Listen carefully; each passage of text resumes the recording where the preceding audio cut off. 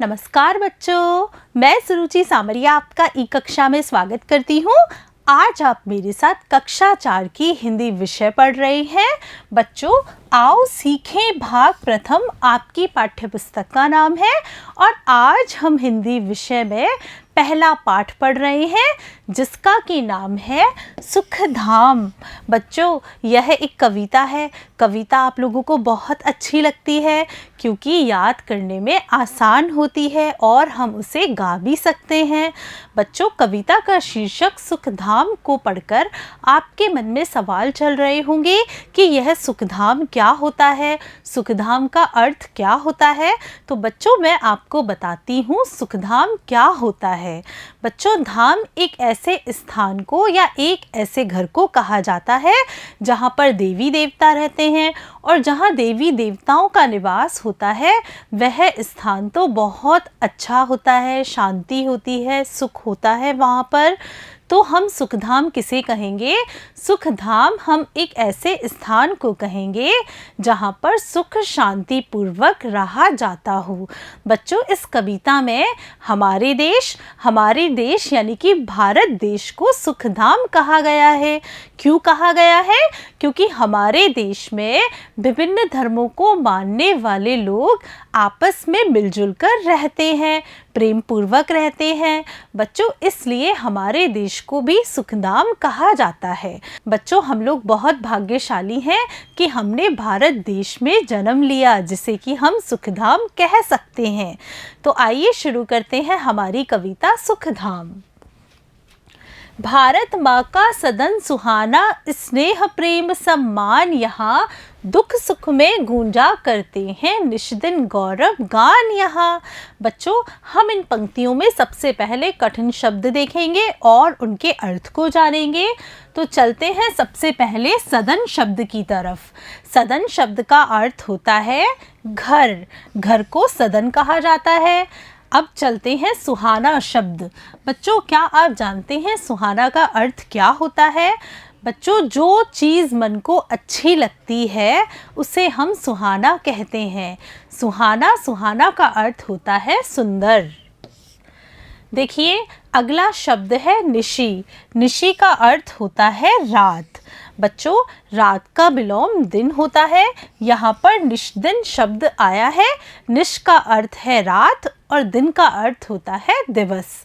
आइए अब हम इसके अर्थ को समझते हैं। भारत माँ का सदन सुहाना, इस पंक्ति में कहा जा रहा है कि भारत माँ का जो घर है वह कैसा है? भारत माँ का घर बहुत ही सुंदर है। स्नेह प्रेम सम्मान यहाँ पर सभी लोग आपस में स्नेह पूर्वक और प्रेम पूर्वक रहते हैं। दुख सुख में गूंजा करते हैं निष्दिन गौरव गान यहाँ। बच्चों, हमारे देश में कैसी भी परिस्थिति क्यों ना हो, रात दिन हमारे यहाँ पर गौरव की ही गान चला करते हैं। यानी हमारे देश के गौरव की जो गाथाएं हैं वो कैसी भी परिस्थिति क्यों ना हो हमेशा सुनाई देती है। आगे चलते हैं।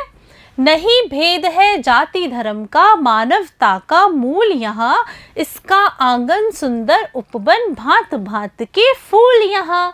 बच्चों, इसमें हम सबसे पहले कठिन शब्दार्थ देखेंगे। भेद का अर्थ होता है अंतर। फिर देखिए मूल हम कहेंगे जड़ को। फिर देखिए उपवन का अर्थ होता है बगीचा जिसे हम बाग भी कह सकते हैं।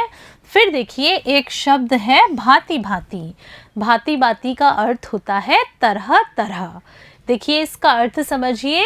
यहाँ पर कहा जा रहा है कि हमारा जो देश है, भारत माँ का जो सदन है, उसमें जाति और धर्म के आधार पर भेदभाव नहीं किया जाता है।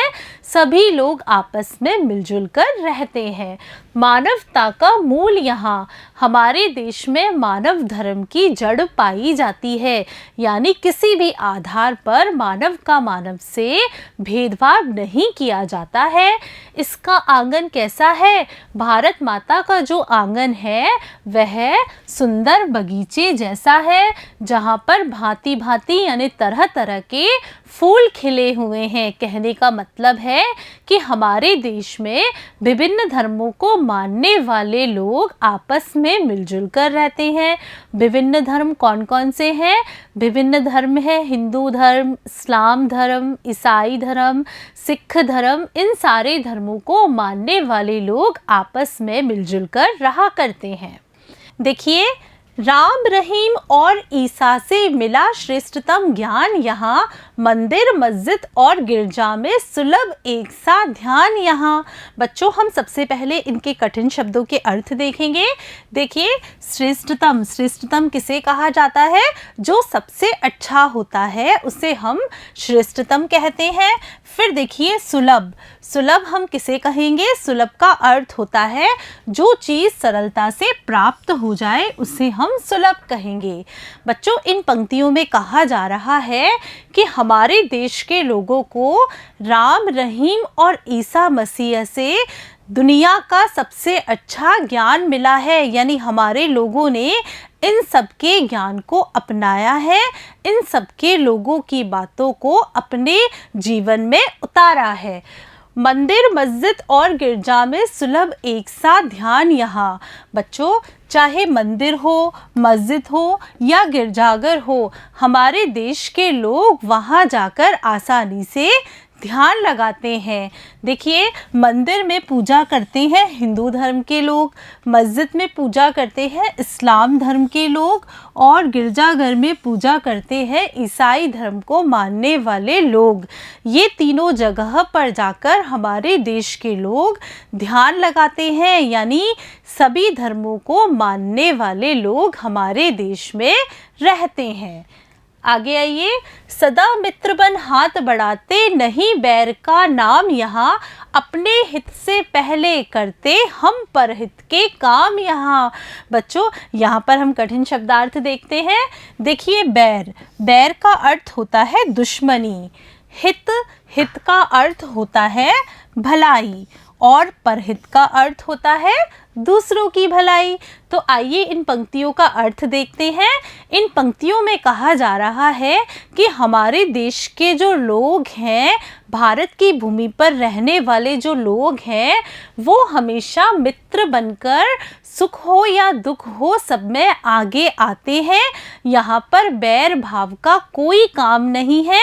यहाँ के लोग किसी से दुश्मनी नहीं रखते हैं, अपने हित से पहले करते।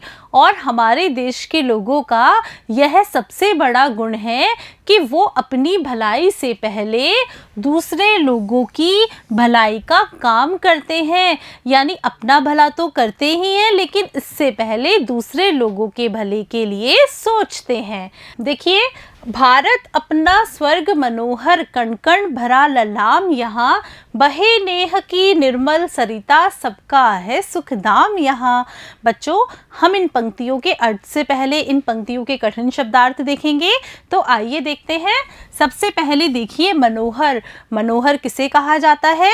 जो कि मन को अच्छा लगे। और मन को अच्छा कौन सी चीज़ लगती है? जो चीज़ सुंदर होती है। तो मनोहर का क्या अर्थ हुआ? सुंदर। ललाम, ललाम हम कहेंगे सुंदर को। निर्मल का अर्थ होता है पवित्र। सरिता, सरिता का अर्थ होता है नदी। आइए अब हम इनके अर्थ को देखते हैं।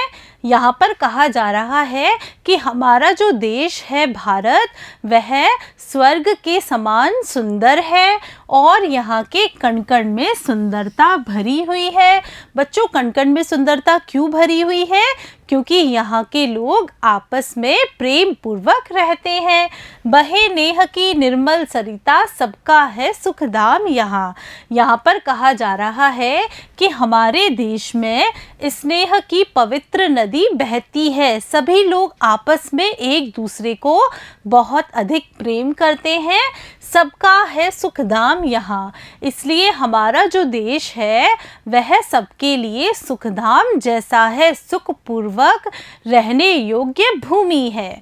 बच्चों, आज आपने मेरे साथ आपकी पाठ्य पुस्तक आओ सीखें भाग प्रथम की कविता कविता सुखधाम पढ़ी, जिसमें कि आपने जाना कि हमारे देश भारत को सुखधाम कहा गया है। क्यों कहा गया है?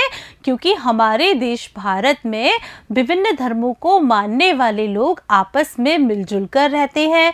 बच्चों, हम लोग बहुत भाग्यशाली हैं कि हमने इस देश में जन्म लिया है जो कि सुखधाम कहलाता है। बच्चों, अब हम इस पाठ के अभ्यास प्रश्न अगले भाग में करेंगे। तब तक के लिए नमस्कार बच्चों।